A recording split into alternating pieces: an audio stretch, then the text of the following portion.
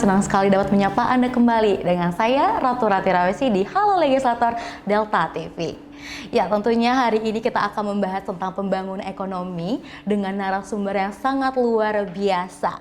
Pembangunan ekonomi adalah suatu proses kenaikan pendapatan total dan pendapatan per kapita dengan memperhitungkan adanya penambahan penduduk di suatu daerah. Nah, hal ini akan kita bahas nih bersama narasumber yang sangat luar biasa, yaitu Bapak Efril Hadi MKes. Halo Bapak. Halo, Assalamualaikum. Bagaimana Bapak kabarnya? Alhamdulillah sehat. Alhamdulillah sehat ya. Di samping saya sudah ada narasumber yang sangat luar biasa. Ini Bapak Efril Hadi MKes, merupakan anggota Dewan Kota Metro, yaitu Komisi 2 ya Pak ya, dari Partai Fraksi Nasdem. Oke Bapak, alhamdulillah sehat kabar ya Pak ya. Sehat. Oke, ini Pak, kita akan membicarakan tentang pembangunan yang ada di khususnya Kota Metro nih Pak. Kota Metro ini kan terkenal dengan kota namanya Smart City ya Pak ya. Iya, untuk sejauh ini visi misi Kota Metro itu dan wisata keluarga yang harus dibenahi dalam infrastruktur berdasarkan atau didasarkan dengan wisata itu apa ya Pak, bagaimana? Ya baik, terima kasih. Assalamualaikum warahmatullahi wabarakatuh. Waalaikumsalam warahmatullahi Terima kasih wabarakatuh. tentunya Mbak Ratu, saya sudah diberikan kesempatan untuk diajak memberikan sedikit wawasan ya sebagai perwakilan dari anggota DPRD Kota Metro. Jadi tadi apa yang disampaikan oleh Mbak Ratu saya pikir sangat bagus. Jadi terkait dengan pembangunan ekonomi, ya terkait dengan pembangunan ekonomi dan terkait dengan Smart City yang ada gitu kan. Saya pikir ya untuk pembangunan ekonomi sekarang memang sudah menuju ke arah Smart City gitu. Ya kota cerdas ya. Ya tentunya di dalam kita mengembangkan sebuah kota dan itu menuju untuk ke Smart City, ya kita harus mempersiapkan berbagai macam, termasuk tadi infrastruktur. Nah kalau kita lihat, terutama untuk Kota Metro, ya sebetulnya arahnya sudah bisa menuju ke sana, gitu kan. Jadi tahapan-tahapan yang sudah dikembangkan oleh pemerintah kota itu sudah arahnya sudah ke sana, menuju kota Smart City. Gitu kan. Ya tentunya kita tahu semua Smart City ada beberapa infrastruktur yang harus kita penuhi. Ya salah satunya yang paling penting adalah teknologi. Benar. Ya, teknologi. Jadi kalau kita berbicara Smart City, tidak kita bisa keluar dari teknologi. Nah kalau kita lihat sekarang ke arahnya untuk pemerintah Kota Metro sudah menuju ke sana. Jadi ada beberapa sistem yang sudah beralih menjadi IT dan juga sistem pemerintahan juga pengelolaannya sudah dikelola secara IT dan lain sebagainya. Jadi ya itu kalau menurut saya memang sangat penting dan mungkin ke depan ya harus ditingkatkan lagi dengan menggandeng semua stakeholder termasuk masyarakat, keterlibatan masyarakat untuk membangun kota ini menjadi kota metro Smart City. Gitu. Iya. Gitu. Oke. Tadi Bapak membilang kalau misalkan infrastruktur di Kota Metro ini sudah menuju konsep Smart City. Salah satu infrastruktur yang sudah menuju untuk dikatakan sebagai Smart City itu apa Pak kalau di Kota Metro ini sendiri? Ya, terutama untuk Kota Metro ya, kita lihat salah satu jaringan internet. Jaringan internet karena Kota Metro ini bukan sebuah kota yang luas, di kota kecil tentunya jangkauan internet itu sudah hampir semua daerah metro itu sudah terjangkau jaringan internet. Nah kita lihat juga pemerintah kota sudah memberikan beberapa fasilitas penambahan jaringan internet di berbagai macam daerah gitu kan. Mungkin itu salah satunya. Nah terus yang lainnya, nah kita lihat keterlibatan masyarakat juga itu sangat sudah lebih aktif gitu kan dibandingkan dahulu gitu kan. Ya mungkin ini salah satu konsep Smart City-nya sudah masuk juga di masyarakat gitu kan. Ya tentunya yang lain infrastruktur yang harus kita perlukan seperti jaringan internet saya pikir itu perlu diperluas gitu kan. Terus kita cek juga kira-kira bandwidth-nya itu apakah mencukupi untuk masyarakat atau tidak gitu kan gitu. Nah sehingga setiap kegiatan yang ada di masyarakat itu ya tidak lepas dari IT atau jaringan internet gitu. Apalagi sekarang kan kita melihat ekonomi itu kan sudah beralih menuju ekonomi digital ya. Jadi semuanya sudah digital gitu kan. Nah, makanya mau tak mau ya pemerintah Kota Metro mungkin nanti bekerjasama dengan DPR, kita harus membangun dan mungkin lebih memfokuskan untuk pembangunan infrastruktur ya terkait dengan menuju smart city gitu kan. Ya terutama karena smart city itu tidak lepas dari teknologi, ya tentunya kita harus perbaikin ya. Kalau menurut saya itu jaringan internetnya yang harus kita perluas dan perbaiki gitu. Oke, untuk di jaringan internet di Kota Metro sendiri, untuk respon para penduduk masyarakat Kota Metro itu seperti apa Pak dari jaringan ini? Ataukah mereka merasakan ada kendala atau lain sehingga menghambat aktivitas yang bisa mereka lakukan lebih dari ini? Ya, jadi kalau kita lihat di Kota Metro, terutama untuk jaringan internet ya, itu ada yang disiapkan oleh masyarakat secara mandiri, tetapi ada juga titik-titik atau lokasi-lokasi itu difasilitasi oleh pemerintah. Tapi kalau kita lihat ya untuk saat ini untuk di Metro itu lebih banyak itu diadakan oleh masyarakat atau secara mandiri yang diadakan masyarakat. Ya mungkin kendalanya ke depan mungkin harus dipikirkan oleh pemerintah Kota Metro itu memperluas jaringan internet itu yang fasilitas umum bisa dimanfaatkan oleh seluruh masyarakat. Mungkin saya kurang paham berapa titik yang sudah ada sekarang. Mungkin bisa ditambah titiknya gitu kan, sehingga masyarakat tidak terkendala dengan jaringan internet yang ada, supaya masyarakat kan bisa memanfaatkan fasilitas itu untuk kepentingan masyarakat, kepentingan perputaran ekonomi dan lain-lainnya gitu kan. Oke, jadi untuk infrastruktur jaringan sendiri itu sudah berjalan ya Pak ya, baik di Kota Metro ini. Dengan visi Kota Metro sendiri itu sebagai kota pendidikan yang unggul dengan berbasis wisata, Pak. Nah, untuk jaringan ini apakah akan ada hubungan dengan wisata yang ada di Kota Metro ini, Pak? Ya saya pikir sangat erat ya hubungannya ya. Jadi sebuah kota juga untuk menuju ke kota wisata tidak lepas juga dengan jaringan internet atau jaringan digital yang kita siapkan gitu kan. Nah, jadi apalagi sekarang kan promosi sebuah wisata itu rata-rata sudah dilakukan oleh media digital seperti medsos dan lain-lain gitu kan. Ya tentunya kita melakukan itu harus semua ya diperlukan jaringan internet yang bagus gitu kan. Nah, jadi kalau keterkaitan antara jaringan internet dengan pengembangan wisata, saya pikir itu ya sebuah kebutuhan. Jadi wisata itu sangat butuh jaringan internet yang memadai dan bagus gitu. Ya supaya ya tempat-tempat wisata yang ada di Kota Metro itu bisa dipublish secara luas gitu kan, melalui media-media internet, melalui media-media medsos gitu kan. Karena sekarang ini ya sistem marketing melalui medsos itu luar biasa gitu kan gitu. Jadi ya semuanya sudah beralih ke medsos karena tidak ada masyarakat yang tidak pegang Android sekarang kan gitu. Jadi semuanya bisa melihat dari sana gitu kan. Jadi layar kacanya itu sudah beralih ke Android sekarang gitu. Iya. Jadi itu. Oke, jadi sangat penting ya jaringan di suatu kota untuk menjadikan menuju smart city itu ya Pak ya. Salah satu di Kota Metro ini. Mungkin bahkan banyak lagi pertanyaan tentang pembangunan yang ada di Kota Metro. Tapi kita jeda dulu ya Pak ya. Oke, pemirsa di rumah kita akan jeda sedikit setelah pariwara berikut ini.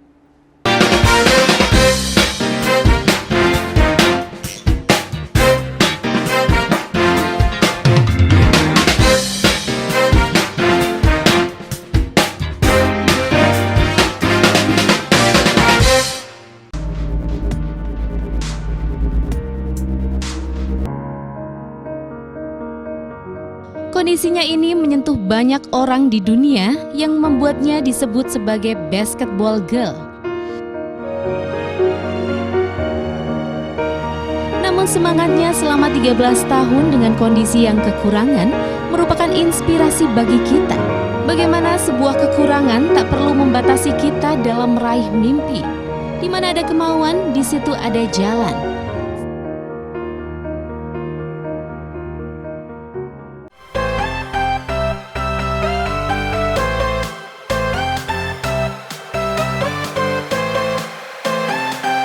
Tempatnya asik, cocok untuk anak muda zaman sekarang. Nggak terlalu formal, terbuka dan juga nggak panas sih, enak.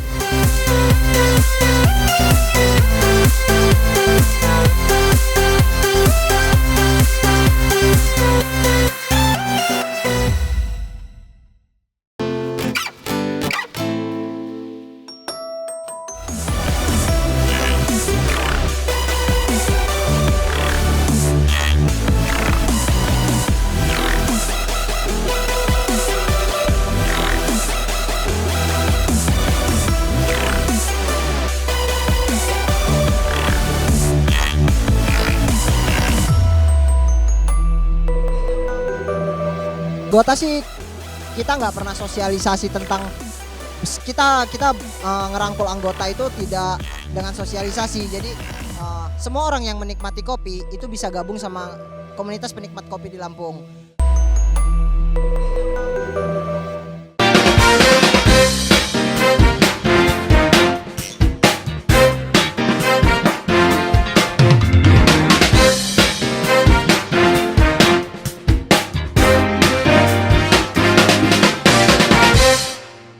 Pemirsa di rumah, kembali lagi dengan saya Ratu Rati Rawesi di Halo Legislator Delta TV. Tentunya hari ini kita akan melanjutkan lagi nih berbincang dengan salah satu narasumber kita luar biasa, yaitu Bapak April Hadi MK. Halo Bapak. Kita berbincang kembali ya Pak ya, untuk membicarakan tentang kota metro yang sangat indah ini. Oke, tadi kan Bapak April sudah membicarakan bahwa jaringan itu sangatlah penting untuk pembangunan ataupun kemajuannya suatu kota, salah satunya di wisata kota metro. Tentunya di kota metro ini banyak banget ya Pak wisatanya, banyak destinasi wisata, tapi sekarang itu untuk pengunjungnya dibilang rendah juga enggak, dibilang tinggi juga enggak ya Pak ya. Jadi bagaimana nih, apa yang harus dilakukan pemerintah untuk kembali menggeliatkan kunjungan wisata masyarakat untuk datang ke wisata di kota metro ini Bapak? Ya, baik Mbak Ratu. Jadi ya kalau kita berbicara wisata, terutama untuk kota metro, karena kebetulan saya juga sebagai Ketua PHRI, jadi Perhimpunan Hotel dan Restoran Indonesia untuk kota metro. Jadi sedikit banyak saya bisa dapat data gitu kan terkait dengan wisata yang ada di kota metro. Saya pikir untuk kota metro wisatanya memang sudah berjalan, tapi menurut saya belum maksimal. Gitu kan. Jadi masih banyak potensi-potensi wisata yang ada di kota metro itu yang masih bisa digali untuk menarik peminat atau pengunjung dari luar. Salah satunya menurut saya apa yang kira-kira harus diperlukan atau yang dilakukan oleh pemerintah kota metro. Ya sekali lagi kita berbicara masalah promosi. Ya, jadi promosi itu sangat penting, dengan berbagai macam media promosi itu yang harus dilakukan oleh pemerintah kota metro. Nah saya pikir di sini terkait dengan wisata, karena kalau kita lihat wisata yang di kota metro ini ya mungkin persentasenya lebih banyak dikembangkan oleh pihak swasta. Jadi keterlibatan pemerintah kota metro untuk mengembangkan potensi wisata yang dimiliki pemerintah itu kalau menurut saya kan belum maksimal. Jadi wisata-wisata yang sudah dibangun oleh kota metro sekarang itu lebih banyak keterlibatan pihak swasta. Nah saya pikir disinilah pemerintah harus masuk, ya tentunya yang harus dilakukan melakukan promosi yang sangat masif ya. Ya promosi tentunya kita lakukan ya dengan digital seperti yang saya sampaikan tadi. Terus yang kedua mungkin pemerintah kota metro harus mengagendakan secara rutin event-event tertentu gitu kan. Yang tujuannya untuk menarik masyarakat dari luar melihat kota metro.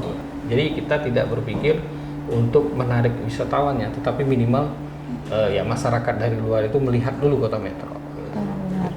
Untuk wisata kota metro sendiri Pak ya, ini kan kalau misalkan membicarakan tentang wisata, membicarakan kunjungan masyarakat.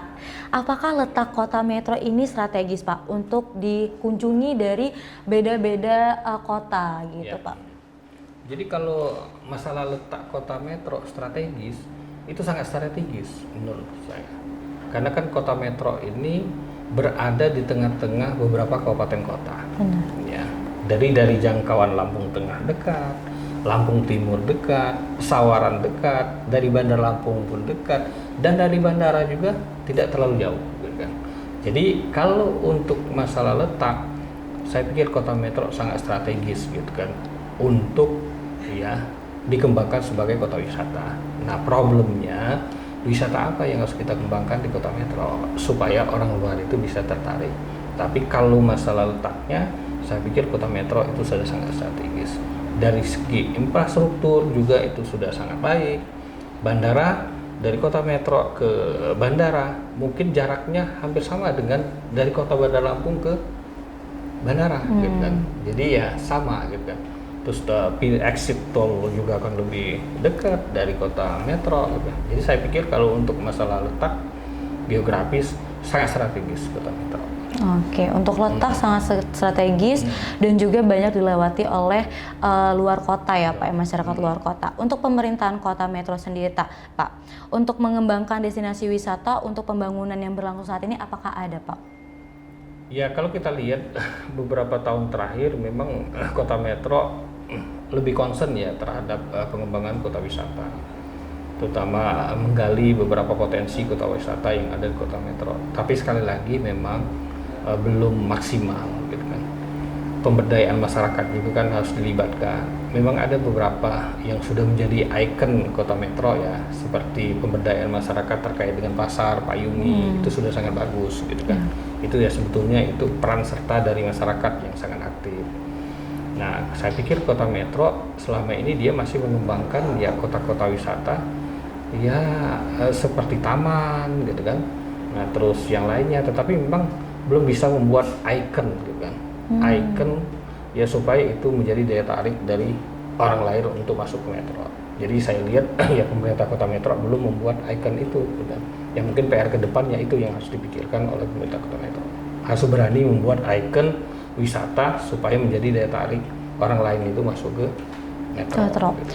Untuk ikon sendiri Pak, ikon ini seberapa penting sih Pak untuk Kota Metro sendiri menarik perhatian masyarakat? Saya pikir sangat penting ya, karena kalau kita lihat yang pertama dari sisi letak dan strategis daerah itu kan sudah memenuhi.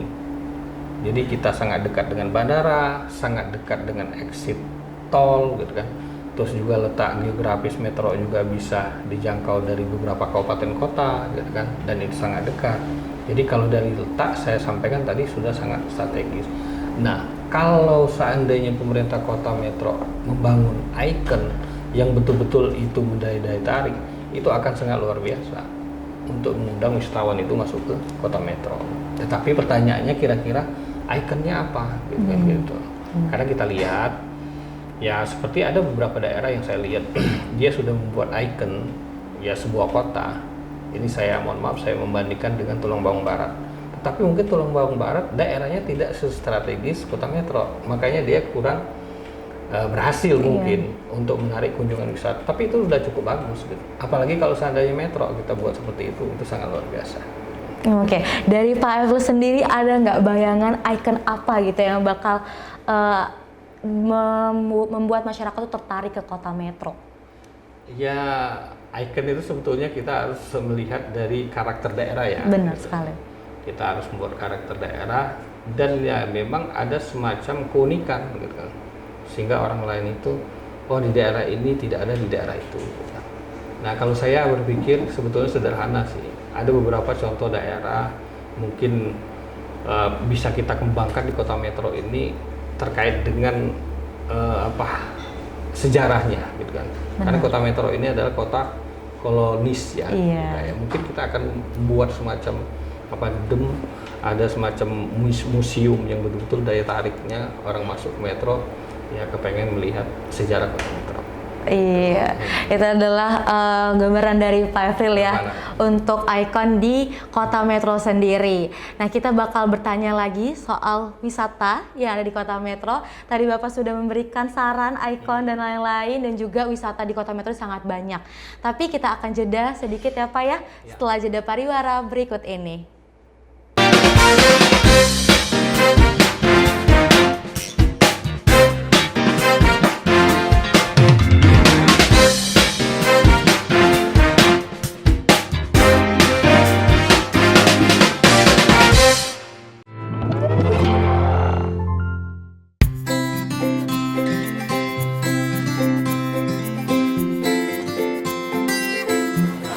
Kalau menurut aku sih bisa, ya gitu ya.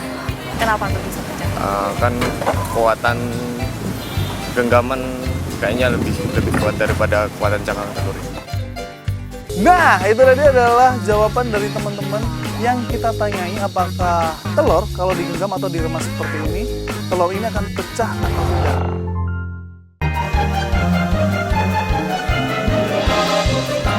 Kandungan yang terdapat dalam ASI mulai dari protein-protein dan nutrisi ya, karbohidrat, protein, lemak untuk nutrisi bayi, juga mikronutrien, kalsium, mineral, vitamin, kemudian antibodi.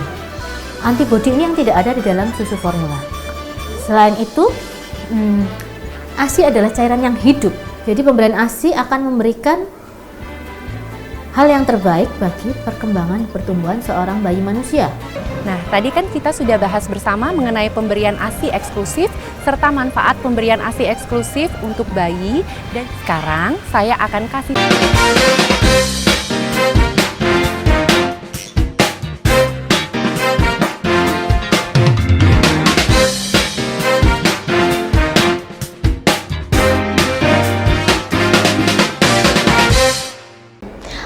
di rumah, kembali lagi dengan saya Ratu Ratira Besi di Halo Legislator Delta TV. Tentunya kita masih bersama narasumber kita yang sangat luar biasa. Halo Bapak Efri.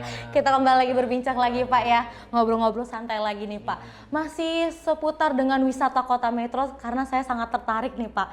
Untuk Kota Metro sendiri, wisata yang paling terkenal dan dikenal tuh apa Pak di sini? Ya, untuk Kota Metro saat ini wisata yang cukup luas ya dikenal oleh masyarakat. Mungkin kalau pemberdayaan masyarakatnya seperti pasar Payuni, karena kita lihat kan itu sudah menasional. Iya. Terus yang kedua, ya orang banyak tertarik di tamannya gitu kan. Karena ya Kota Metro juga ada beberapa ikon taman, termasuk taman kota. Dan juga ada beberapa permainan-permainan itu yang dikelola oleh swasta seperti waterboom, itu yang ada beberapa waterboom termasuk TMI, Palem Indah gitu kan, termasuk salah satu yang ada di Jalan Baru gitu kan. Jadi ya saya pikir untuk wisata-wisata yang sudah cukup terkenal ya cukup banyak ya di Metro. Tinggal nanti kira-kira masyarakat itu destinasinya yang disukai di mana gitu. Tapi sudah lengkap, apalagi kulinernya luar biasa. Luar biasa ya Pak ya. Untuk kuliner sendiri apa Pak yang terkenal di Kota Metro ini Pak? Ya kalau kita lihat apa ya ciri khas dari Sumatera ya, salah satunya pindang. Jadi setiap sudut itu ada pindang sekarang gitu kan. Terus yang kedua bakso, gitu kan. Baksonya juga ya cukup banyak. Terus juga ya masakan-masakan tradisional ya, seperti gudeg, karena kan ini penduduk Kota Metro kan mayoritas Jawa gitu kan. Itu juga sangat terkenal, ada beberapa gudeg yang sangat terkenal. Iya, banyak banget kuliner ya Pak ya untuk di Kota Metro sendiri. Tadi salah satunya disebut adalah Taman Kota Metro. Memang Taman Kota Metro ini sangat terkenal Pak. Nah ini kan masyarakat mungkin ada yang belum tahu nih Pak, bagaimana Taman Kota Metro itu bisa digunakan untuk masyarakat itu seperti apa, atau ke tempat olahraga mereka atau bagaimana Pak? Iya. Kalau untuk taman sendiri, karena Taman Kota Metro itu ya salah satu area hijau ya, ditetapkan oleh pemerintah kota area hijau. Jadi berbagai aktivitas itu ya semuanya dilakukan di sana, termasuk dia menjadi tempat olahraga, jogging masyarakat kalau pagi dan sore. Kalau pagi dan sore itu luar biasa, itu masyarakatnya kita bisa lihat ramai sekali. Ramai sekali ya Pak ya? Tapi kalau musim liburan biasanya banyak juga yang dari daerah lain. Ya dia melihat-lihat sampai santai di Taman Kota Metro. Di samping itu ya saya pikir banyak lagi yang menjadi daya tarik ya wisata-wisata yang ada di Kota Metro. Oke, itu kan tadi kita sudah juga membicarakan ya Pak, kalau misalkan Kota Metro ini sebagai letak geografisnya tuh sangat-sangat bagus ya Pak ya. Tapi mengapa nih masyarakat masih sepi untuk mengunjungi Kota Metro sendiri? Apakah ada penyebabnya sendiri Pak, ataukah jalan yang untuk menuju Kota Metro itu tidak bagus atau bagaimana Pak? Ya, jadi kenapa Metro belum betul-betul maksimal menjadi kota wisata? Karena salah satu indikatornya kita lihat juga dari hunian hotel Pak. Jadi hunian hotel itu dia pada saat hari libur seperti Sabtu dan Minggu, hunian hotel di seluruh Kota Metro ini dia cenderung sepi.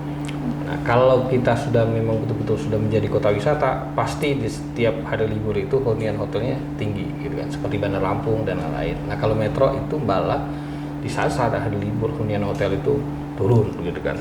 Berarti kan kota wisatanya belum betul-betul maksimal atau belum jadi kota wisata. Nah, salah satu faktornya saya pikir banyak faktor ya. Ya di samping promosi dan lain-lain, ya termasuk infrastruktur. Ya saya lihat memang ada beberapa, karena Kota Metro ini kalau kita lihat letaknya ada beberapa jalan yang utama menuju Kota Metro, ada 4 penjuru gitu kan.